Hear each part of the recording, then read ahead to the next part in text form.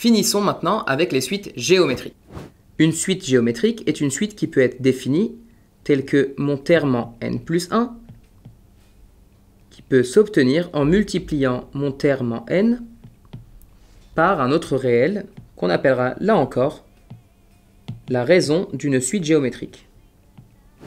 Prenons un exemple pour illustrer. Imaginons, encore une fois, votre livret A, dans lequel je vais mettre un capital de départ de 2000, avec un taux d'intérêt à 1%. L'année suivante, j'ai 1,01 fois mon terme précédent. En 2, 1,01 fois le terme en 1. Et donc 1,01 fois au carré de C0, en remplaçant C1 par sa valeur ici présente, etc., etc. Ainsi, j'obtiens une formule générale qui est la suivante. Et voilà comment j'obtiens l'expression en termes généraux d'une suite géométrique. Une suite géométrique, W de n, peut donc s'écrire par son premier terme fois la raison à la puissance n. Nous disions qu'une suite arithmétique était plutôt liée à une fonction affine. Ici, les suites géométriques suivent plutôt un comportement d'une fonction exponentielle, puisqu'à chaque fois, le terme est multiplié par la même raison. Prenons deux cas pour illustrer. Le premier, imaginons une maladie où chaque personne qui tombe malade infecte à son tour 2 personnes le jour suivant. Si je compte à chaque jour les nouveaux cas, sans prendre en compte les personnes qui guérissent ou les personnes qui meurent, j'obtiens un cas le jour 0, puis 2, puis 4, puis 8, puis 16, etc., etc. Vous voyez bien que je peux effectivement dessiner une courbe exponentielle. Donc ici, on a une courbe exponentielle qui croît. À côté de cela, on peut avoir également une courbe qui est décroissante en exponentielle. D'après le théorème de Juliette, Ryan ne finit jamais son café.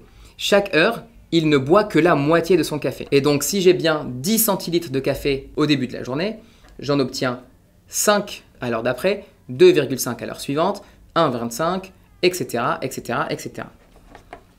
Et j'ai là encore une suite géométrique décroissante dont la raison est 1/2.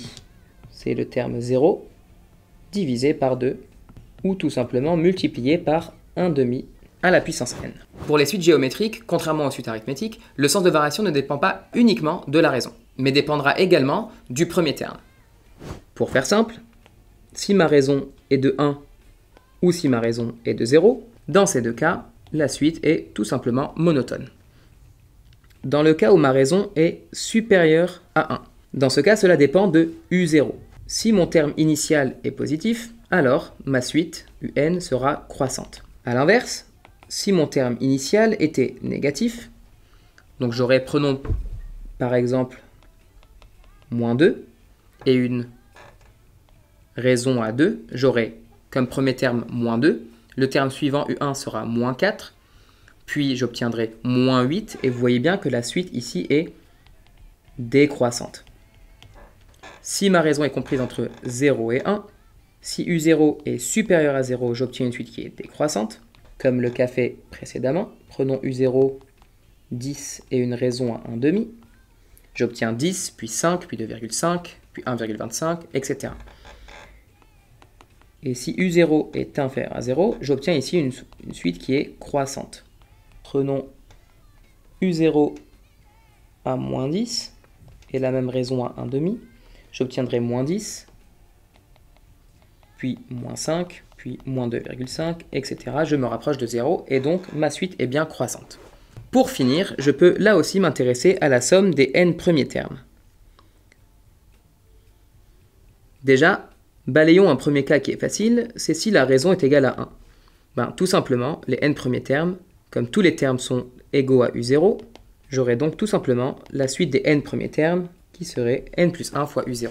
Mettant ce cas de côté, prenons le cas où la raison est différente de 1. Dans ce cas-là, ma suite géométrique s'écrit telle quelle. La somme des n premiers termes, de 0 jusqu'à n, U0 fois Q à la puissance n. Je peux ici sortir mon U0, puisque c'est un terme qui est répété à tous les niveaux. Pour aller plus loin, il faut utiliser une petite technique. Je vais multiplier ma somme par Q. J'obtiens ainsi tous les termes sont multipliés par Q.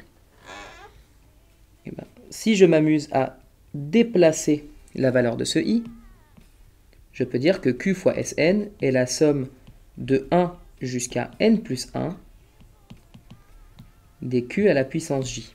Et ainsi, je reviens sur un, si je l'écris, à la base, j'avais q1 plus q2 plus q à la puissance 3, etc. Et je retrouve ici, en changeant d'indice, d'ailleurs, encore une fois, c'est plutôt i que j'aurais dû écrire depuis tout à l'heure.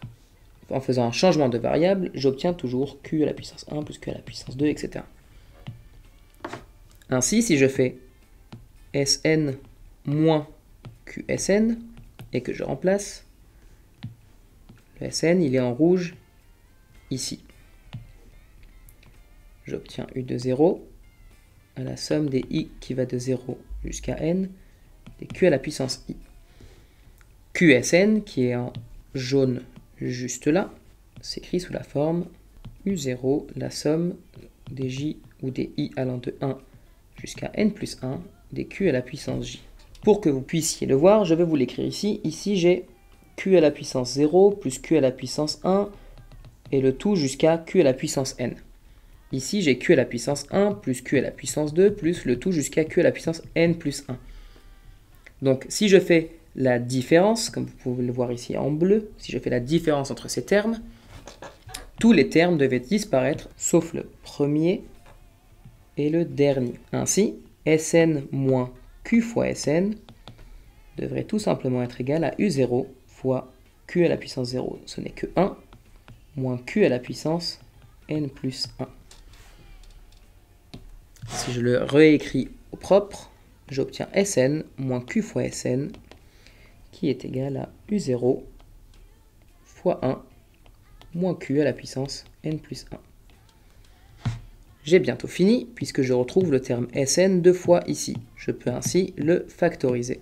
Et si je divise le tout par 1 sur q, il me reste Sn qui est égal à U0 facteur de 1 moins q à la puissance n plus 1, le tout sur 1 moins q.